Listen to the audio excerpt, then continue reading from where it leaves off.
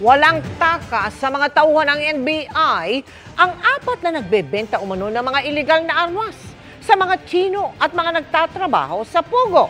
Ang isa sa mga suspect na pag-alamang retiradong sundalo.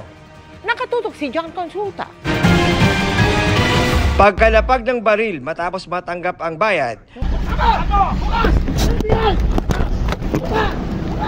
agad inaresto ang apat na lalaki na nagtangkang magbenta ng high-powered firearm sa undercover ng NBI-NCR. Na-recover sa apat ang dalawang high-powered long firearm, isang caliber 45 at assorted na bala. May nadiskubre rin ang NBI tungkol sa isa sa mga huli.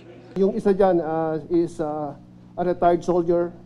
Yung isa naman is yung driver. Tapos yung dalawa, yun yung naging middleman. The group is selling high-powered rifle to Chinese or Pogo individuals.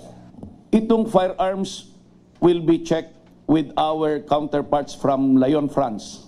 Interpol, make, model, the caliber, the serial number to see if these firearms were stolen, declared lost, trafficked, or smuggled into the country.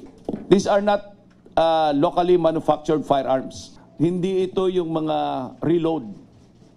These are special bullets, hollow point and full metal jacket. Masyadong delikado itong mga kalibre ng firearms na kanilang supposedly ibinebenta. Remember, nalalapit na naman natin ang ating eleksyon, no? Kaya naglilipanan na naman yung mga unlicensed firearms. Ipinapasalang ni NBI Director Jimmy Santiago ang mga nakumpiskang baril sa ballistic examination para matukoy kung nagamit ito sa anumang shooting incident sa bansa. Para sa GMA Integrated News, John Consulta, nakatutok 24 oras.